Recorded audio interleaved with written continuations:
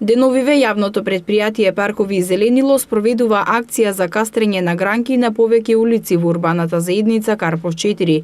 Акцијата се одвива на улица Волгоградска, улица Вич, Разловечково стание, Никола Парапунов и булевар Партизански одреди. Како што информираат од Карпош, акцијата се спроведува по барање на граѓани и заедници на станари, а по претходно извршена стручна проверка и издадени решенија за кастрење на суви гранки.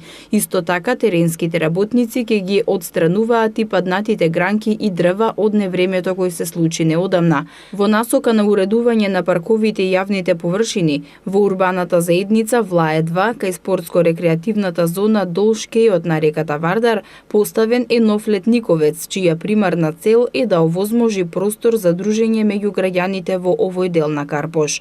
Од општина Карпош информираа дека летниковецот представува донација од страна на компанијата Пивара Скопје АД, која и во оваа прилика ја покажа својата општествена одговорност и грижа за локалната заедница.